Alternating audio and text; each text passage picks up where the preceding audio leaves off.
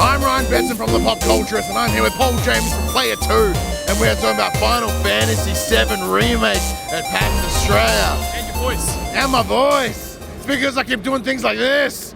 Now, how's your PAX been, man? It's been awesome so far. Loving every moment of it. It's even better now that you played Final Fantasy VII Remake. Well, I mean, it was the first thing I did, so it's been better from moment one of PAX. It could not get any better.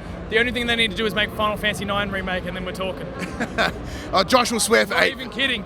Josh will swear for 8 for some reason. But, like, obviously, you're very hyped for this game. You're very excited. Yeah. How did it fit?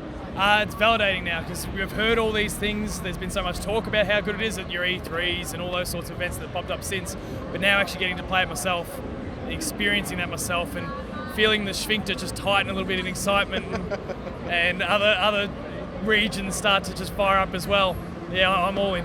I agree. Like, it's well known on the PopCulturists that I don't know shit about Final Fantasy. I couldn't give a shit about Final Fantasy. But it plays a treat. It plays so good. Like, I managed to beat the little scorpion thingy right on the buzzer, and like, and then like booted out. But no, it plays great. I actually really enjoyed the action of it. Oh, yeah. So rather than like turn-based is fun and good, but I enjoyed like having one guy, so I was using Cloud to get the aggro, and who's the other guy, Barrett? And I had Barrett come around the back and start like shoot him in the bumhole. Like, it was actually a lot more fun to play that like tactical action. I do like that a metal scorpion has a bumhole. Yeah, no, that's where the shield generator was.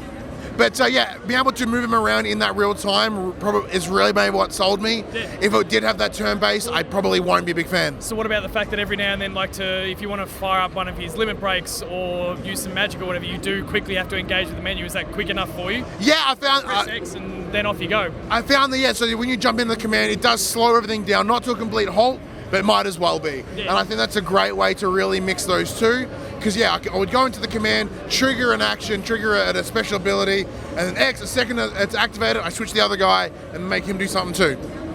Loving every bit of it, and that's exactly kind of what I've taken from it. Yeah, you can go super turn-based, and I am a traditional turn-based guy, but I think I'll play it the way it is. Yeah.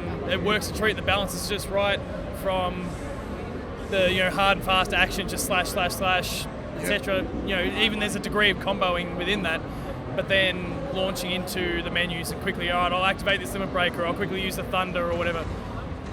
Yeah, so and curative items, of course, as well. So similar to Avengers, it is an early build, it's an alpha build, hence why we can't show you any of the screens. But the game looked surprisingly good. Yeah. There were some just some rendering things that need to happen, like the hair was a bit messy, a bit of jaggies there, some aliasing will come. Also, we're sitting this sort of distance away from the monitor, which kind of obscures things a little bit for us. Very much so, but I do think, this will clean up incredibly well. Yeah. It looks way better than I anticipated.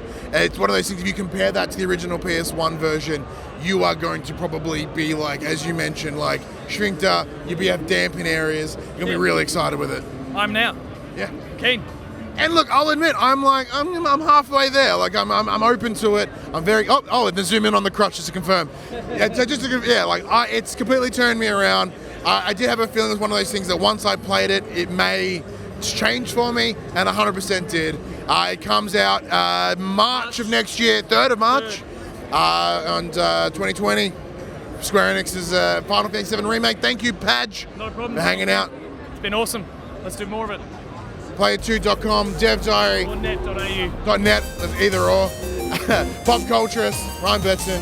Thank you for enjoying PAX with us.